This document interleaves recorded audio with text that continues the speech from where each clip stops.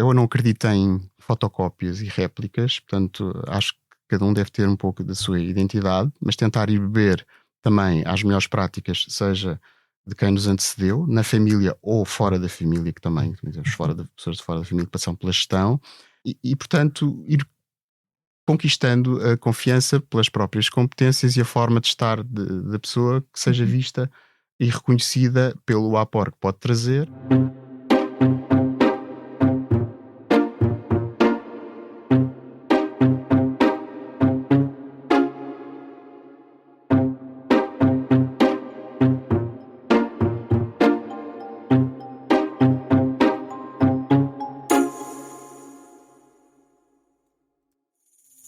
Olá, bem-vindos à 4ª temporada do podcast O Céu é o Limite, um podcast sobre carreiras e liderança, onde lhe trago semanalmente histórias inspiradoras de líderes nacionais que estão a marcar o presente e prometem mudar o futuro, com as pessoas no centro da sua estratégia de gestão. Eu sou Cátia Mateus, jornalista de Economia do Expresso. Este é o podcast O Céu é o Limite e hoje recebo na cadeira do líder António Chaves Costa, presidente do Conselho de Administração e CEO da Tecnifar. António, bem-vindo, é um gosto recebê-lo. Muito obrigado, Cátia. Obrigada a eu. Gosto de estar aqui.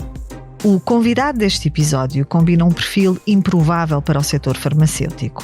António Chaves Costa começou por estudar Engenharia Eletrotécnica no Instituto Superior Técnico e iniciou a carreira na IBM, onde trabalhou em projetos complexos nas áreas da banca, energia e governo.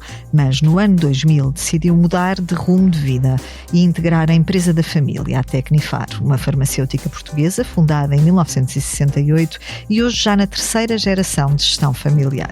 Desde 2010, lidera a empresa como CEO, um setor dominado por gigantes multinacionais, apostando numa visão de longo prazo, na inovação científica e numa cultura assente em valores como a ética, o rigor, a confiança, a empatia e a responsabilidade social. Sob a sua liderança, a Tecnifar reforçou a internacionalização, investiu em áreas inovadoras como a terapia bacteriofágica e consolidou uma identidade muito própria no mercado farmacêutico português. Católico assumido, maratonista e defensor de uma liderança humanista, António Chaves Costa acredita que liderar é, acima de tudo, criar confiança, fazer pontos e cuidar das pessoas. Este episódio é sobre como se lidera uma empresa familiar num mundo de pressão constante, transformação acelerada e competição global. António, bem-vindo à cadeira do líder. Obrigado. No episódio de hoje falamos de saúde e de liderança. 2 dimensões que devem caminhar lado a lado, sempre. Na Volvo Cars, há quase 100 anos que o foco é exatamente o mesmo. As pessoas, a sua segurança e o bem-estar de todos os que conduzem os nossos automóveis. O novo Volvo ES90 é a prova disso. Um modelo onde impera o equilíbrio. Pare, respire fundo, ajuste a luz ambiente do habitáculo e deixe-te levar pelo silêncio de uma cabine altamente insonorizada. Ou, se preferir, pelo som envolvente das 25 colunas de alta fidelidade da Bowers & Wilkins. Este é um topo de gama que o ajuda a cuidar de si, enquanto cuida dos outros. Novo Volvo ES90 for Life in Balance. No mundo dominado, no fundo, por gigantes farmacêuticos globais, como é que uma empresa portuguesa como a Tecnifar consegue competir? Nós temos o nosso espaço, achamos que temos o nosso espaço e por isso continuamos já desde 1969. Aliás, as origens já vinha mais de trás, até quando o grupo chegou a ser maior, e desde 45. Mas a Tecnifar desde 69 e temos conseguido encontrar o nosso espaço sendo muito competentes e tendo ofertas inovadoras e terapêuticas interessantes e que acrescentem valor à vida das pessoas em determinadas áreas e nichos. Quer dizer, não somos um competidor global de escala, de volume. Por exemplo, não estamos na área dos genéricos. Sim. Nós promovemos marcas, nós promovemos produtos que de facto façam a diferença e através da confiança e das parcerias temos acesso também a moléculas inovadoras de outras empresas ou que nos dão contratos de dual marketing e portanto têm as marcas deles e as nossas cá, ou que não tenham presença em Portugal, mas que tenham medicamentos inovadores e através disso nós conseguimos encontrar o nosso espaço para também fazer a diferença. António, antes de falarmos um bocadinho mais deste caminho da Tecnifar, deixe-me ir a si. Nasceu numa família farmacêutica, no fundo, não é? Com tradição, com raiz farmacêutica. Fez carreira na IBM no início. E podia, na verdade, ter tido uma vida completamente diferente daquela que tem hoje. Porquê é que decidiu entrar na empresa da família? É verdade, e nós de facto estamos na área farmacêutica há 3 gerações, aliás já temos uma pessoa da 4ª geração também que está em part-time connosco. Já vamos falar disso. Mas é curioso porque nenhum de nós é farmacêutico de formação, mas temos de facto essa ligação e portanto não foi pelo facto de não termos essa formação em farmácia que deixámos de ter uma paixão e um interesse por este negócio. E portanto no meu caso também foi assim. Eu inicialmente portanto, a minha formação, como disse, foi na área da eletrotecnia, sistemas e computadores, portanto era mais um techie, como se costuma dizer, mas também sempre por interesse por indústria e por perceber como é que as coisas são feitas e são produzidas. E como é que surgiu? Surgiu depois, de facto, de fazer essa passagem na IBM, que foi uma experiência fantástica e também um contacto com uma multinacional e de um setor que eu gostava, onde passei várias áreas, mas nomeadamente também consultoria. Depois, no ano 2000, surgiu, em conversa com o meu pai, enfim, relativamente ao futuro também da empresa e também ao meu próprio futuro, identificámos que poderia de facto ser interessante, porque a minha irmã mais velha, a Amélia, já trabalhava desde 93, mas ela sempre trabalhou e o que ela mais gosta é marketing e vendas, e que de facto é o coração da empresa. Mas depois tem a outra parte toda, que é mais a do meu pai, que é a parte da gestão propriamente dita. Sim, e nomeadamente e operacional, com os parceiros, com os outros stakeholders, com a Pifarma, com o Infarmed, com as empresas de quem somos licenciados. Portanto, a parte toda científica ou regulamentar, essa parte ficaria um pouco a descoberta à medida que ele se fosse retirando, começando a retirar. E era uma área que eu achava também interessante. Pronto, e também eu ter passado um pouco pela consultoria, ter visto também diferentes indústrias, poderia ser um primeiro passo para isso.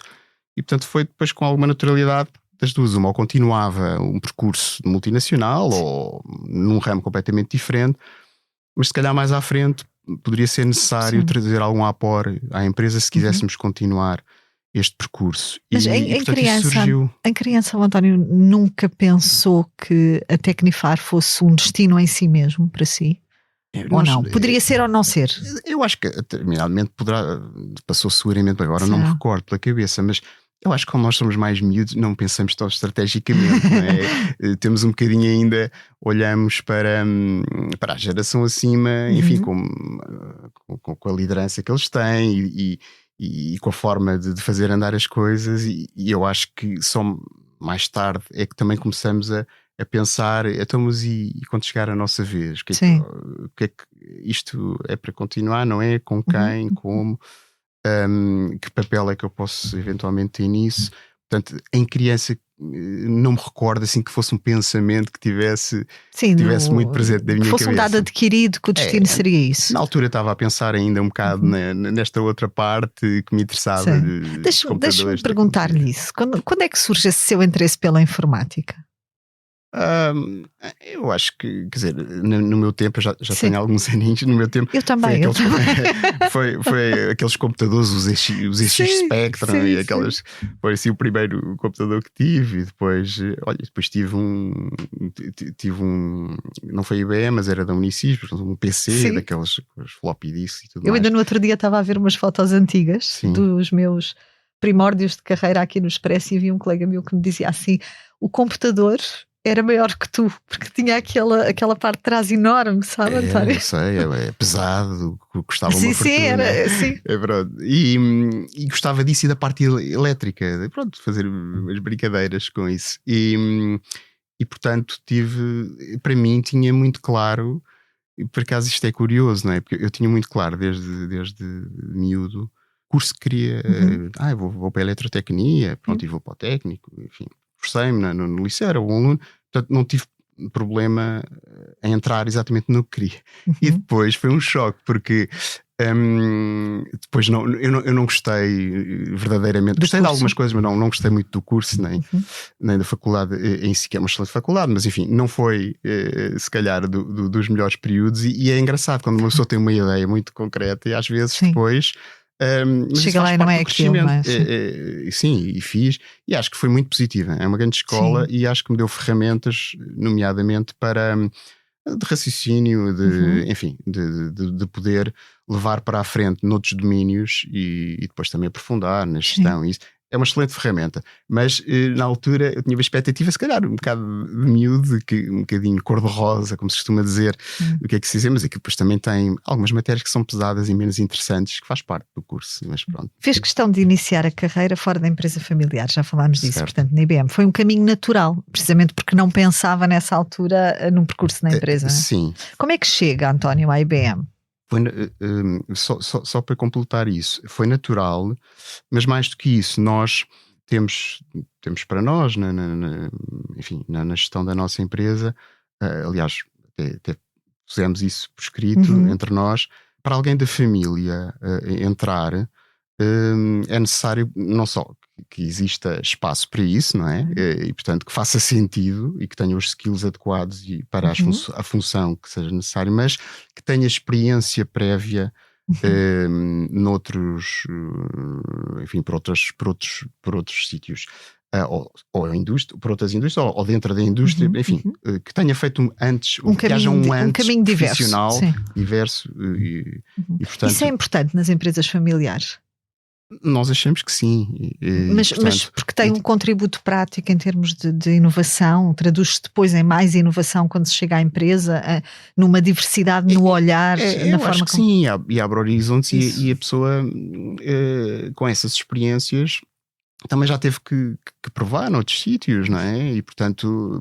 E vem com outras práticas, não é? Com outras práticas, e portanto acho que é bastante importante, mas entretanto tinha-lhe perguntado se sentiu essa necessidade, porque é que se sentir essa necessidade? Pronto, exato, não só na altura isso nem era uma coisa assim escrita, mas aconteceu com todos nós. A minha irmã também tinha estado na FIMA Levariglo, portanto no marketing, no grande consumo.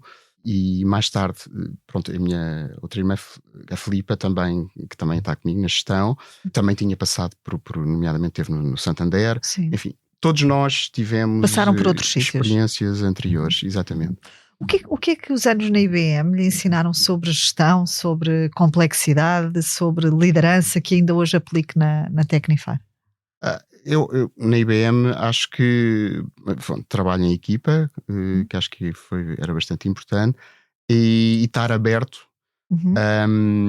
a acolher mudança, porque a empresa é muito dinâmica. Eu em 5 anos fiz diferentes funções, trabalhei com diferentes projetos e portanto não se costumava estar parado, como se costuma dizer, e portanto essa capacidade de poder responder, ir cimentando o conhecimento adquirido e as ligações e aproveitando a rede e também os colegas que temos, acho que foi importante um trabalho em equipa, diria eu, e abertura para tocar vários instrumentos. Entrar numa empresa familiar é diferente de fundar algo de raiz, não é? De criar um projeto de raiz.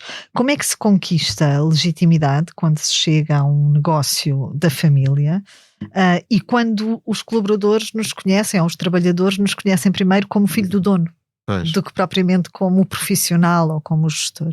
Como é que se conquista essa legitimidade?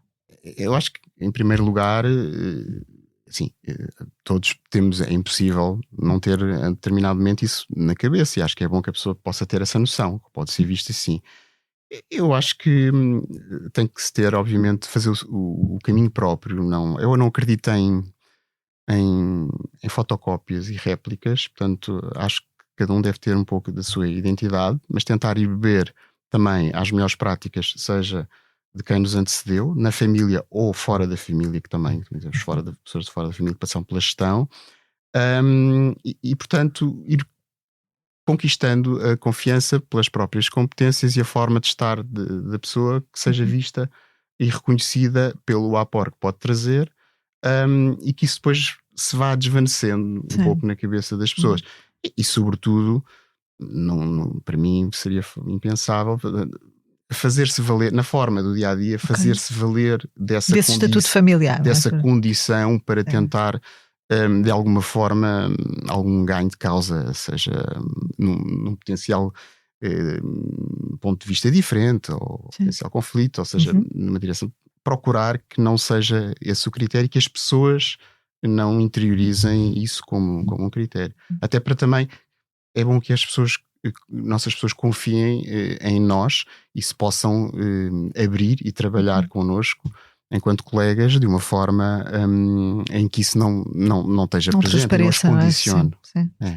O que é que foi mais difícil, António, para si nesta transição de engenheiro e consultor para líder empresarial no setor farmacêutico? Eu diria que não me consigo assim dizer algum episódio, alguma situação, porque felizmente isto foi gradual. Eu entrei como adjunto da administração e, portanto, comecei gradualmente também com o meu pai a ir conhecendo os diferentes stakeholders, a ir a algumas desses contactos e reuniões, e depois eu próprio a começar a liderar também, a fazer algum trabalho já mais operacional, de tentar fechar contratos, licenças, e também, portanto, tive muito apoio, ou seja, do meu pai, mais high level, como se costuma dizer, mas também desde muito cedo, com a Telma Costa, na empresa que é como é Costa, mas não é da família, tem o mesmo apelido, mas é como se fosse em termos de estar na empresa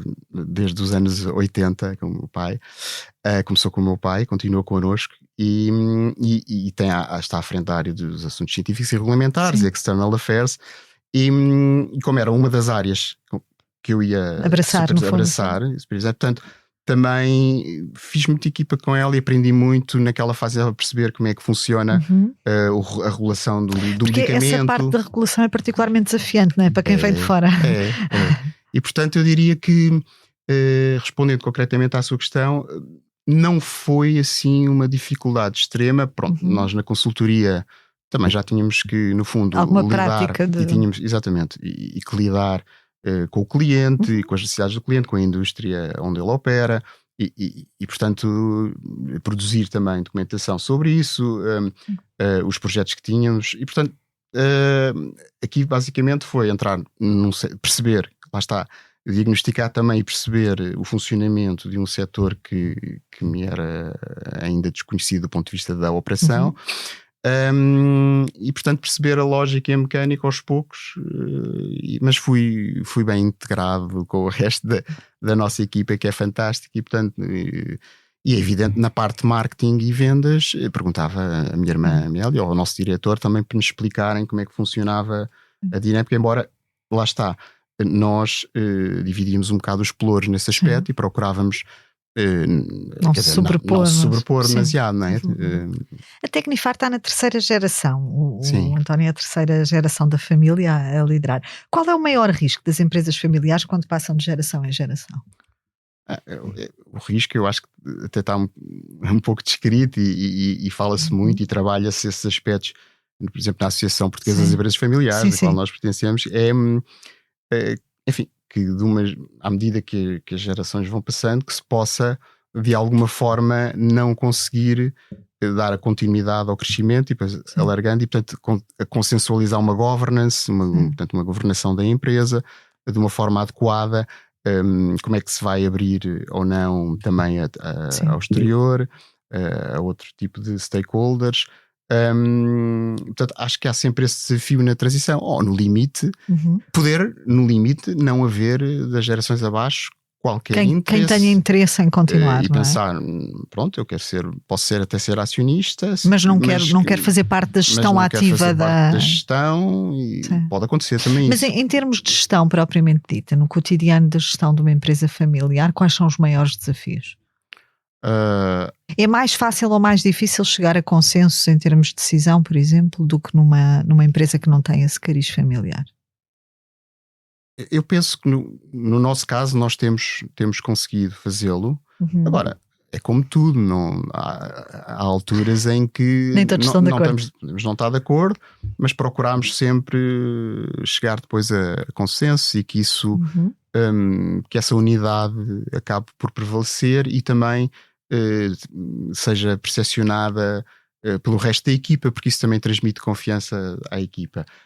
Portanto, eu diria fácil, quer dizer, não sei se é mais ou menos, eu não diria. Em algumas situações eu acho que pode ser mais fácil, sim, porque as pessoas, enfim, embora nós procuremos sempre separar e damos também, obviamente, enquanto família e pessoalmente, mas procuramos, separar na medida, sim, do possível quando se está a falar dos assuntos da empresa, são da empresa, gerir a empresa, enfim, mas temos conseguido fazer isso com certo equilíbrio e é claro, sendo familiares, pode haver às vezes alguma divergência, a pessoa falar de uma forma se calhar um pouco diferente ou com o que seria com terceiros, mas é momentâneo e depois refocando na questão empresarial, eu acho que pode ser uma vantagem, porque enquanto existe e tem existido alinhamento relativamente ao caminho a seguir, à estratégia e ao que se pretende fazer da empresa, isso é o essencial. O resto, depois na forma, vai havendo diferenças e é normal, vamos tentando dirimi-las e chegar a consensos. Qual foi a decisão mais difícil, no fundo, que teve de tomar desde que assumiu a liderança da empresa em 2010? A decisão mais difícil que eu recordo foi, nós tivemos um período em que tivemos um crescimento bastante grande e diversificação para outras áreas de negócio dentro da área da saúde. E depois houve aspectos desse percurso que de facto não correram bem, e nós portanto, tivemos que depois dar uns passos atrás e recentrar na atividade farmacêutica, e também fazer um plano de estabilização financeira com apoio externo. Do que me custou mais na altura, primeiro é claríssimo que devíamos salvar e valia a pena fazer esse caminho, mas do que custou mais foi reunirmos em famílias e dizer vamos ter que fazer mesmo isto, vamos ter que dar aqui uns passos atrás e vamos ter que, na medida do possível, investir ainda mais e arriscar ainda mais nesta fase, porque é a única maneira de os outros stakeholders nos acompanharem.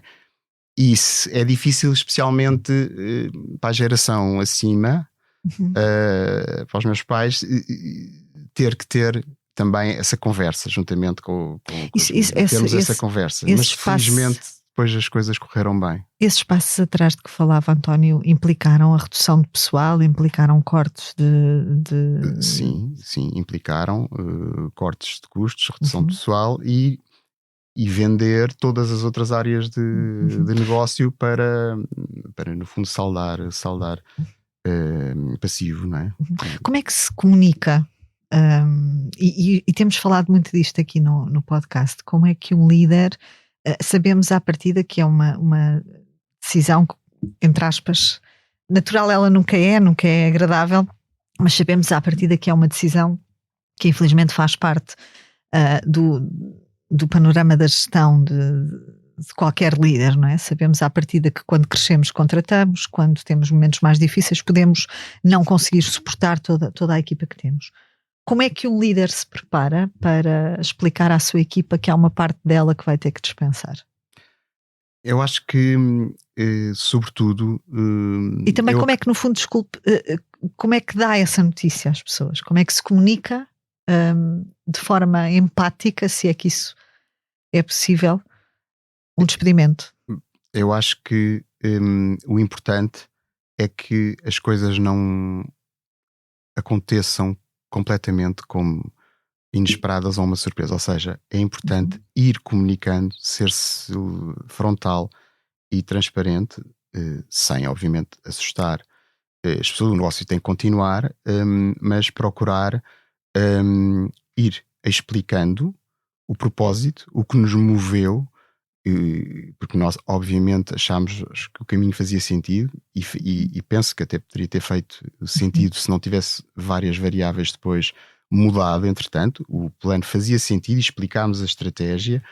Durante algum tempo correu bem, mas depois também explicámos as razões pelas quais não estava a correr bem e que era necessário prosseguir em frente e, portanto, reestruturar, e que dessa reestruturação necessariamente a alternativa era ser uma coisa que poderia ser mau para toda a empresa, para todos. E tínhamos que nos recentrar então no que era o core e outras áreas desinvestir, e nesse desinvestimento, naturalmente, por exemplo, ao vender as outras áreas de negócio, as pessoas, tivemos que lhes explicar que nós vamos vender porque queremos que esse negócio continue. Não queremos fechar a empresa, queremos que o negócio continue. Agora, nós não garantimos que os novos compradores não façam depois também as suas sinergias e que garantam todos. O que vamos é tentar-vos preparar da melhor forma a transição, valorizando ao máximo o que construímos até agora, para que haja uma maior possibilidade de todos ficarem na transição. Continuarem o maior número possível. Portanto, eu diria, em resumo, é assim, sobretudo, ir falando sempre verdade às pessoas, para que as pessoas entendam o caminho que está a ser tomado pela gestão e as razões que estão por trás. Sim. Porque senão pode haver um sentimento de incompreensão, de injustiça, de achar que era algo que não tinha necessariamente que acontecer, assim. Não é? Sim. Em algum momento, António, sentiu o peso da responsabilidade de preservar um legado familiar? Ou não é uma coisa que sinta no seu dia-a-dia? Sinto. Já senti. Como é que se gera? Como é que se gera isso? Tem que se gerir. Vai-se gerindo, mas é... Há aquela ideia de isto não pode falhar comigo na liderança. Que tem que haver. Se não houver, eu acho que, não sei, eu gostava que não houvesse, mas acho que as pessoas que lhe disserem isso, das duas uma, ou de facto conseguiram estar já num nível de confiança em que isso não lhes passe pela cabeça. Agora, a determinado momento é normal que, especialmente quando se passou por momentos mais traumáticos, ou seja, tinha sido um crescimento muito grande e já foi na minha liderança, mas depois houve um retrocesso. Agora é um momento novamente de maior confiança e, portanto, agora não sinto da mesma maneira do que sentiu se calhar naquela altura. Das coisas mais difíceis nesse período foi nós nem sempre podermos estar à altura dos valores que defendemos no dia a dia, nomeadamente isso foi das coisas que mais me custou com parceiros, com fornecedores, ter que ir lá dar a cara, pedir para adiar pagamentos, para no fundo impactando o negócio também deles, para reestruturar a dívida que tinha para com eles. Porque isso não vai contra a nossa natureza. Somos uma empresa de rigor, de ética, de cumprimento, e portanto foi a altura mais complicada. A parte boa é que nós saímos de cabeça erguida porque cumprimos tudo o que tínhamos a fazer. Também fomos ajudados, deram-nos tempo em alguns casos, mas saldámos tudo o que era compromisso, seja dívidas com fornecedores, seja com a banca, e portanto depois também vem esse reconhecimento, ou seja, numa primeira fase havia o risco de desmoronar um pouco toda a imagem que nós tínhamos e que era real e que defendíamos, mas eu penso que, como se diz, é um bocado um chavão, mas transformámos numa oportunidade uma adversidade, não é? De também cimentar as relações e, em alguns casos, reconhecerem de facto que não, isto era a Tecnifar, isto são os valores da Tecnifar, e passaram por um mau momento, mas agora nós vemos de facto quem eles sempre foram e que foi momentânea essa passagem. Hoje fala-se muito, António, de propósito nas empresas. Nas empresas familiares isso vive-se de uma forma mais autêntica, mais intensa do que noutras? Esse sentido de propósito?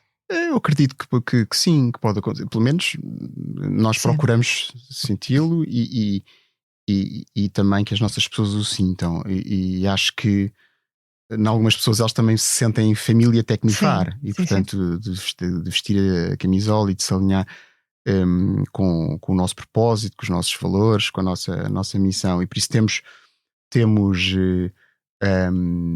muitas pessoas que estão há muitos anos na empresa. Isso é ótimo, mas obviamente que também é muito bom e temos procurado recentemente, quando temos novos projetos e renovamos a equipa, também trazer alguma juventude para termos uma mescla, não é? De experiência, seja de experiência dentro da empresa, seja de experiência profissional no seu todo, com a juventude, e procuramos essa mescla. E é engraçado que somos cerca de 2/3 são mulheres na empresa. São mais mulheres do que homens. A Tecnifar é descrita como uma empresa discreta, mas sólida. Há líderes que querem crescer muito depressa. E já falámos um bocadinho sobre essa celeridade do crescimento e o que ela pode trazer. A Tecnifar parece ter escolhido crescer devagar, com prudência e com discrição. É estratégia ou é personalidade? Bem, isso é uma boa questão. Se calhar um bocadinho das duas. Eu também não nós tenho uma liderança que procuro ser partilhada, embora já sei que vários dos seus entrevistados lhe dizem e é verdade, que às vezes esta cadeira de CEO traz solidão. Sim.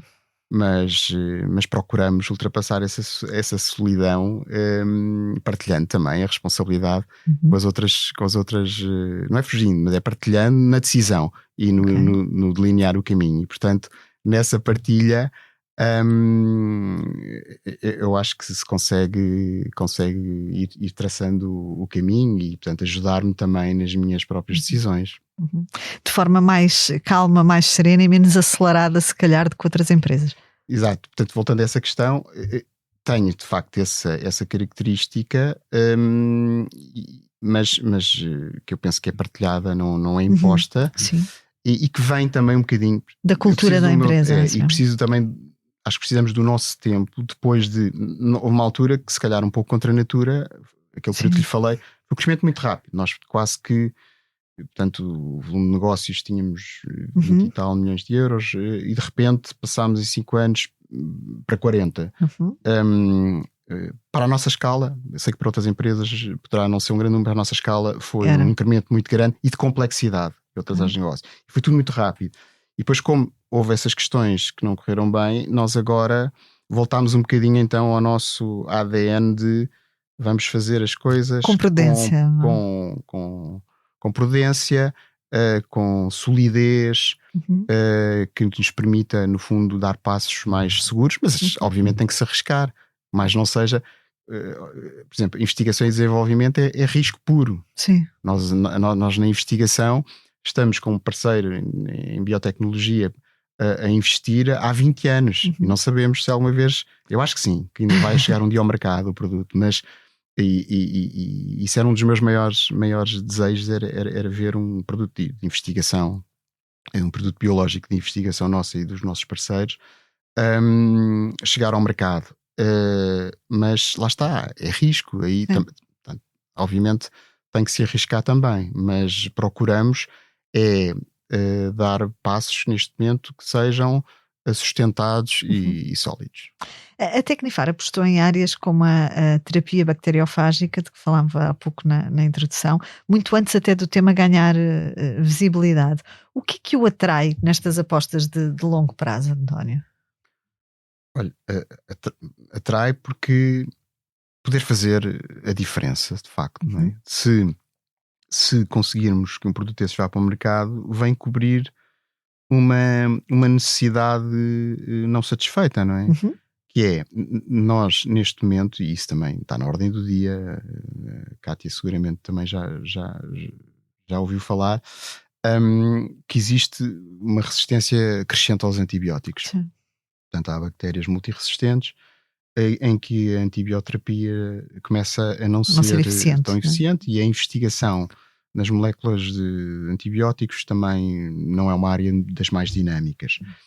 E, portanto, é um problema de saúde que pode ser cada vez maior e crescente, né? E é este tipo de produto, os bacteriófagos, que são, no fundo, simplificando, imagino, são vírus, mas que existem na natureza e em nós, são completamente inócuos para nós, mas alguns deles têm uma afinidade específica com bactérias que as atacam e destroem. Portanto, se o vírus destruir essas bactérias, ajuda, em concomitância com os antibióticos, ajuda a resolver. E, portanto, neste momento tem, por exemplo, pessoas que sofrem de pé diabético, que depois acabam por ter amputações ou até morrer, ou que apanham uma infecção respiratória pulmonar num hospital, que muitas vezes acontece, pessoas já tinham as suas debilidades e apanham, e que muitas vezes não têm algo que as possa curar, não é? Ou que as possa fazer ultrapassar esse período agudo. E, portanto, seria, obviamente, uma grande satisfação se algum dia isso chegasse ao mercado. Obviamente que sabemos que não será sozinhos, este caminho não se faz sozinho. A partir de certa altura o investimento tem que ser repartido com outras empresas. Mas nós gostaríamos de manter um pé ligado a este projeto até ali para o mercado, se possível. Há espaço para a emoção na liderança ou um líder deve ser sobretudo racional, António? Eu acho que há espaço, mas eu às vezes eu acho que sou um bocadinho mais analítico e racional. Procuro ser, mas sim, às vezes se calhar não o manifesto tanto, mas porque eu acho que uma das coisas mais importantes é de facto a forma como acolhemos o outro e lidamos com a unicidade da pessoa que temos à nossa frente. E procurando, como se costuma dizer, pôr-nos também nos sapatos da pessoa e perceber porque ela age de determinada maneira, como é que ela percepciona o momento que estamos a viver, a tarefa que tem em mãos, e portanto é importante também acolher e saber escutar e procurar ir ao encontro e que as pessoas se alinhem também com o nosso propósito. Nos valores que defende, o António fala muito da questão da ética, do rigor, da confiança e da empatia no contexto da gestão. Qual destes é mais difícil manter quando tem que gerir sob pressão? Bem, quando é sob pressão, às vezes pode haver ali alguma... Somos humanos e, portanto, sob pressão pode haver de facto alturas em que se perca um bocadinho. No meu caso, posso perder momentaneamente ali o foco ou a empatia. Estar a pensar num determinado tema, num determinado assunto e não ter a atenção devida, seja a outras pessoas ou a outros assuntos que requeririam a atenção. Portanto, acho que sob pressão, o risco e o que é necessário combater, no meu caso, é perder de facto o foco e perder essa ligação às pessoas momentaneamente e não estar a ver o filme à volta. Diz que acredita muito em liberdade para defender soluções sem medo do erro. Como é que se cria numa empresa uma cultura dessas, sobretudo em organizações muito hierárquicas, portanto com uma figura do líder muito vincada? Nós temos procurado ao longo destes anos, ao longo desta geração, que a empresa fosse evoluindo num sentido mais moderno e de menos formalismo. E acho que temos dado passos muito interessantes e seguros nisso. Eu acho que hoje em dia, no nosso, chamemos-lhe assim, o management team, a equipa de gestão mais de topo, penso que temos reuniões e que temos debates muito mais abertos, em que não só existe uma fluência de trabalho em equipa entre os próprios departamentos, não é? Tentando, obviamente, não haja aquela lógica tradicional que às vezes há da quinta e do defender a minha área. Cada uma as suas quintas, já. Pronto, ou se há algum erro ou uma coisa está a correr menos bem, tentar jogar muito na defensiva e procurar que as pessoas, e eu acho que elas hoje em dia têm bastante mais à vontade, não só entre elas, que é mais fácil, mas também connosco, e temos vindo a criar esse ambiente. E eu acho que hoje em dia a empresa já é muito menos formal do que já foi. e nós gostamos mas quer dizer, a informalidade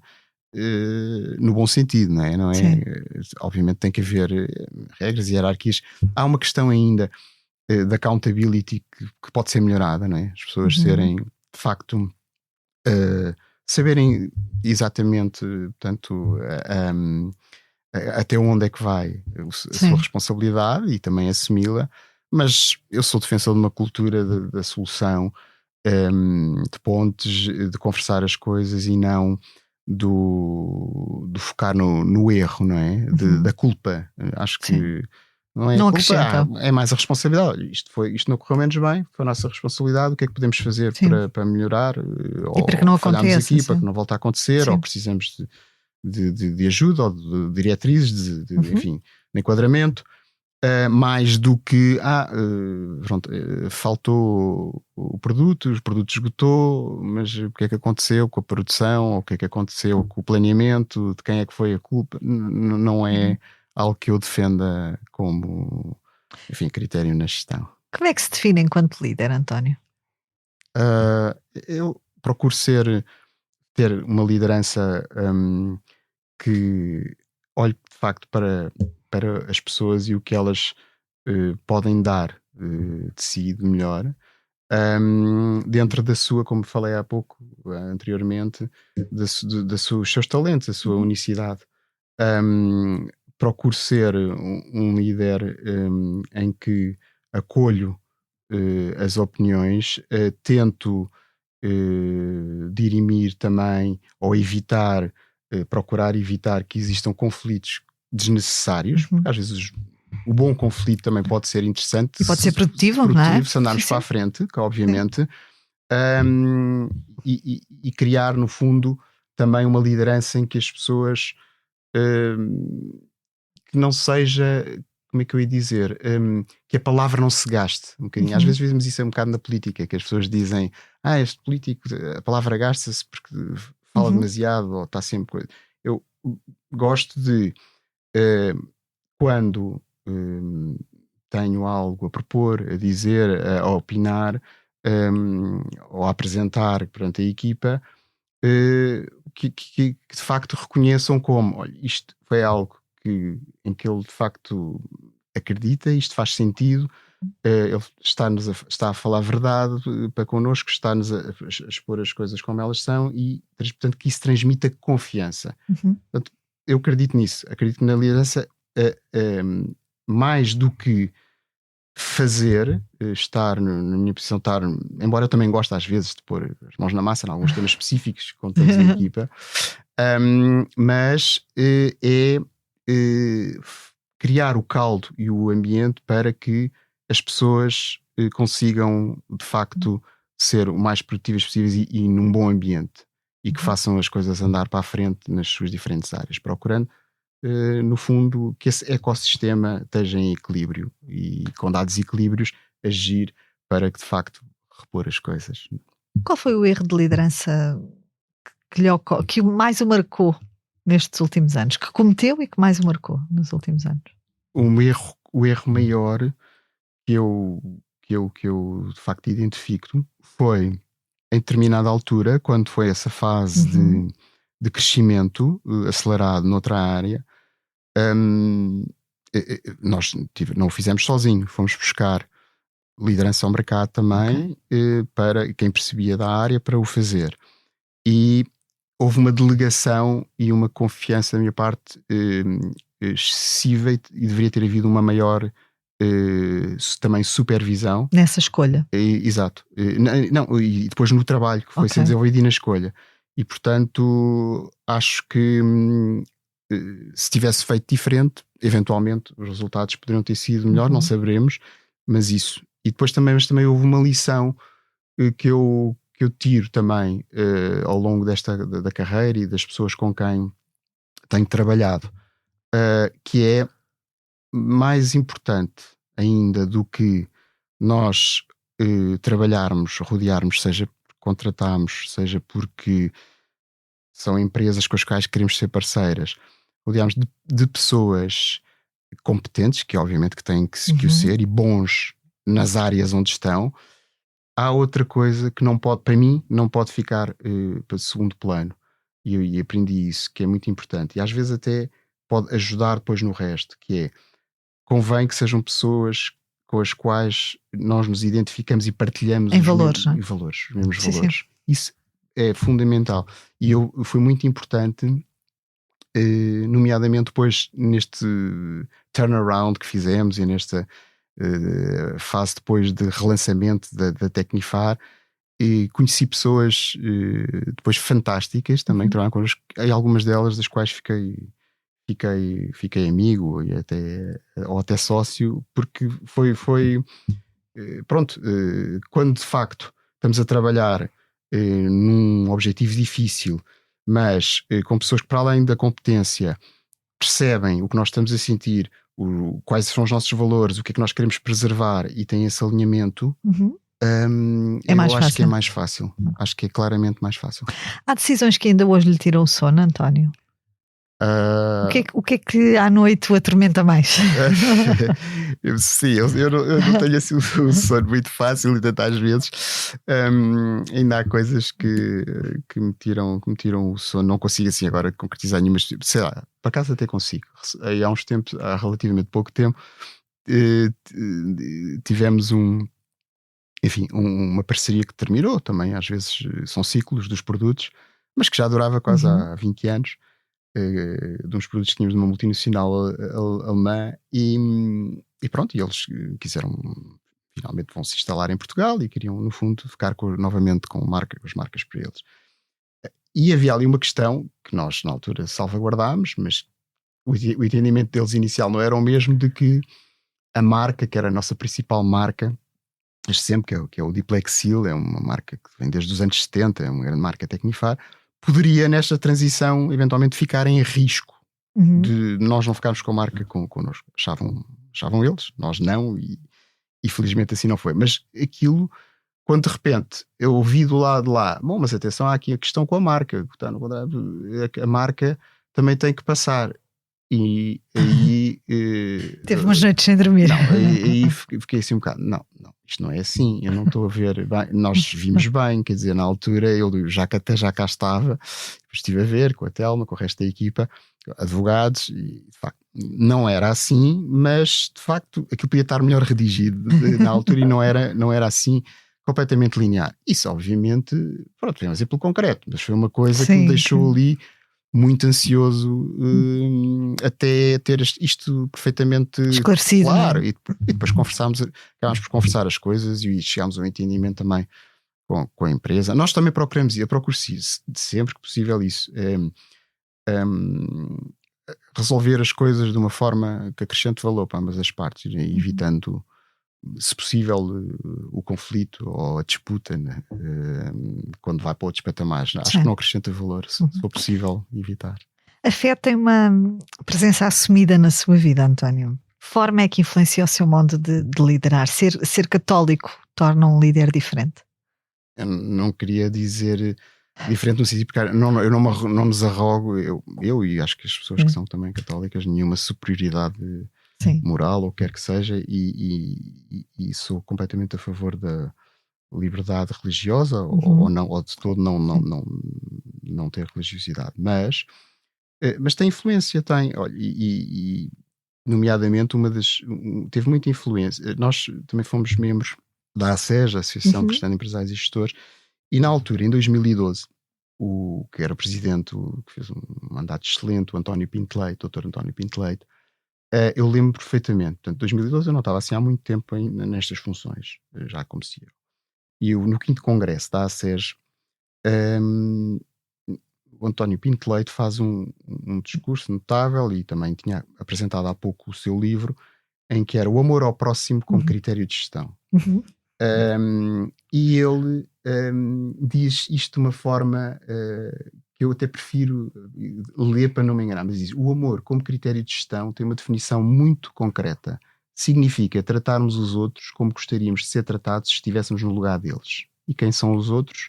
São os colaboradores, os clientes, os fornecedores, os acionistas, os concorrentes, a comunidade e as futuras gerações. E ele depois terminou dizendo: não consigo ponderar um critério nem mais simples, nem mais operacional, para o discernimento ético empresarial. E isto ficou-me, e foi algo que eu partilhei na altura com a equipa de gestão, fazendo obviamente os disclaimers, que não quero evangelizar ninguém do ponto de vista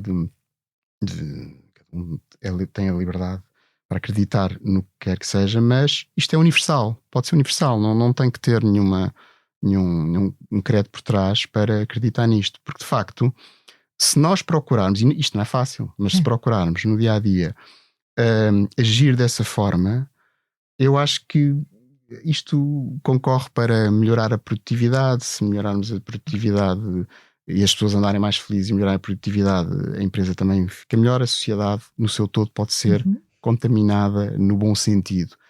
E isto foi muito interessante, porque isto ainda por cima veio numa altura, foi em 2012, foi em pleno resgate da Troika, onde o ambiente era muito difícil nas empresas.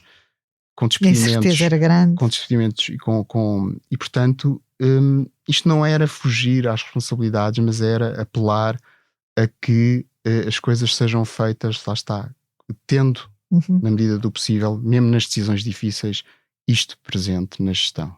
António corre maratonas. Corria agora está em pausa. O meu joelho já estava, mas corri muito. O que é que aprendeu sobre resistência mental nestas maratonas e que depois levou para a liderança empresarial? A resistência mental é algo que tem que estar de facto presente. É a diferença. Numa maratona pode ser de facto a diferença, mais até do que. Claro que tem que haver a questão física e a preparação e o trabalho, e lá está, e a persistência, a paciência para o treino, para o objetivo, o foco no objetivo e a paciência para se chegar, não é de um dia para o outro, não, vou correr a maratona e daqui a um mês. Isso. Quer dizer, é meio caminho andado para correr mal, para se lesionar, para ver coisas. Portanto, há um caminho sistemático que tem que ser feito, mas depois duas pessoas podem estar nos treinos, a fazer os treinos conjuntos no mesmo patamar e chegar ao dia da prova e terem comportamentos diferentes, porque há depois uma componente que entra muito, que são a parte mental e os chamados mind games. Pelo menos para mim funcionava. Eu numa prova ia pensando, é muito tempo, não é? A pessoa tem muito tempo. Há pessoas que ouvem música, pronto, ou fazem outras, enfim, ou vão pensar noutras coisas para se distrair. Eu procurava ter os meus próprios mind games sempre pela positiva, de género, estou-me a sentir bem, estou no quilómetro 10, pronto, há aqui um quarto da prova, agora vou gerindo o esforço, pronto, depois há um abastecimento, não é? Isto, depois chegava a um determinado ponto, isto agora é como, fazia uma analogia, por exemplo, isto agora é como se eu tivesse saído das docas, já estou ali na Torre de Belém, agora só faltam os últimos 5 km. Pronto, e com isso ia gerindo a resiliência, o esforço, mas e portanto acho que isso também me ajudou, e nesse período ajudava-me também depois a lidar com a resistência que é necessária depois também nas empresas. Liderar uma empresa é mais parecido com uma maratona ou com um sprint?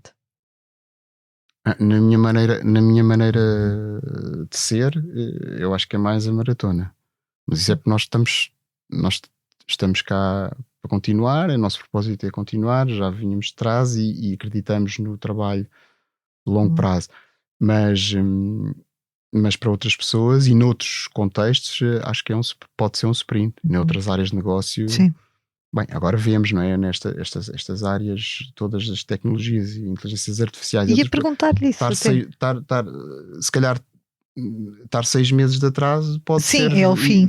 Ser o fim. Portanto, é? eu acho que não teria perfil para isso. Acho que temos que ter noção das nossas capacidades. Como é que vê precisamente o impacto da inteligência artificial, da ciência dos dados, da medicina até personalizada no futuro do setor farmacêutico, António? Acho que pode ter, de facto, acho que já está a ter um impacto, mas que pode ter uma influência enorme que eu acho que ainda nem conseguimos, se calhar, antecipar na plenitude. Né? Mas imagine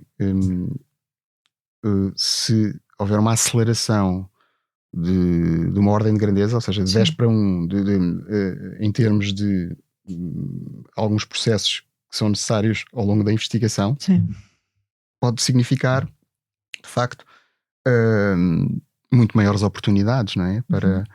Para se poder colocar mais inovação no mercado, para poder... De uma forma mais rápida. Ir ao encontro de novos desafios que vão surgindo na área da saúde. E, portanto, outra coisa é que a inteligência artificial, que se fala muito, e que de facto é quase um chavão hoje em dia, precisa de outra coisa, porque pode ter a inteligência artificial toda, mas precisa de outra coisa como pré-requisito, e que eu acho que estão a ser dados passos também, mas demora o seu tempo, dos dados, e a qualidade dos dados, e a interoperabilidade dos dados. Que é determinante. E isso é determinante, porque só em cima de dados reais e confiáveis, isso é que se consegue os ganhos depois da produtividade e do que a própria inteligência artificial pode vir a trazer.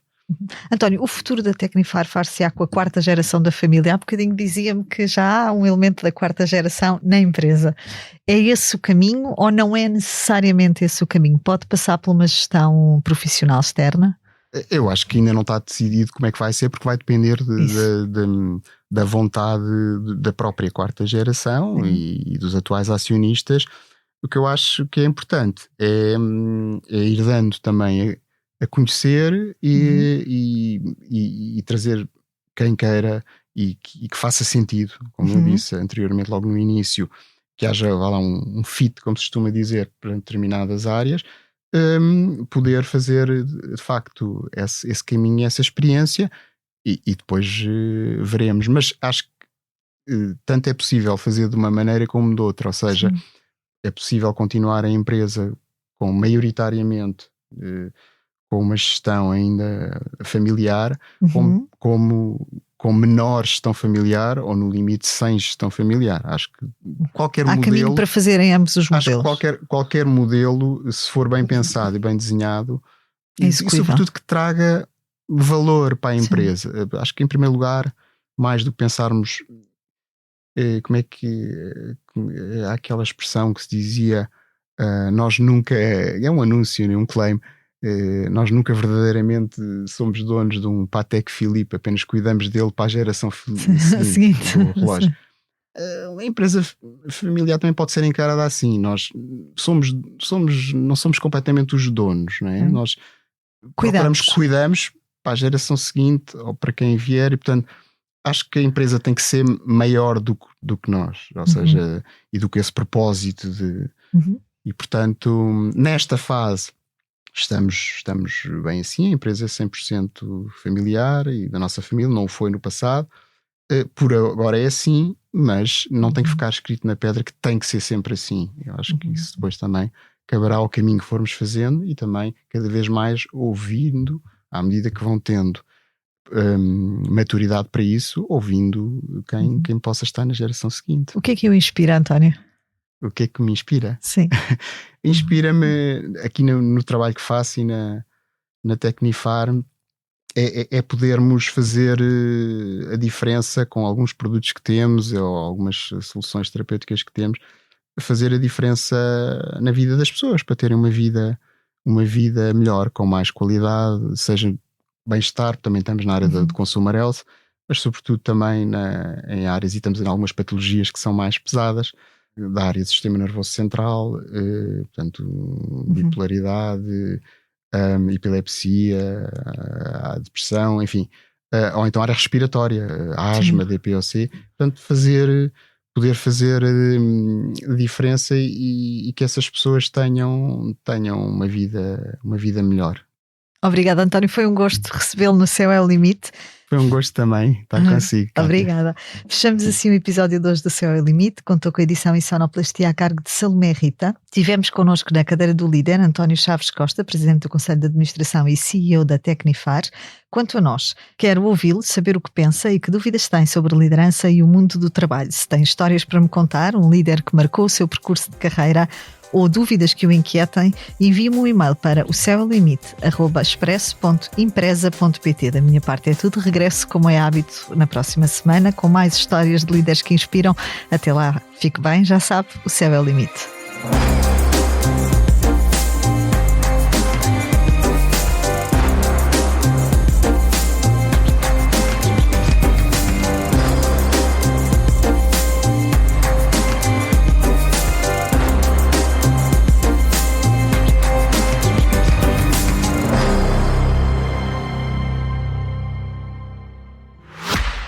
No episódio de hoje falamos de saúde e de liderança. Duas dimensões que devem caminhar lado a lado, sempre. Na Volvo Cars, há quase 100 anos que o foco é exatamente o mesmo. As pessoas, a sua segurança e o bem-estar de todos os que conduzem os nossos automóveis. O novo Volvo ES90 é a prova disso. Um modelo onde impera o equilíbrio. Pare, respire fundo. Ajuste a luz ambiente do habitáculo e deixe-te levar pelo silêncio de uma cabine altamente insonorizada. Ou, se preferir, pelo som envolvente das 25 colunas de alta fidelidade da Bowers & Wilkins. Este é um topo de gama que o ajuda a cuidar de si, enquanto cuida dos outros. Novo Volvo ES90 for Life in Balance.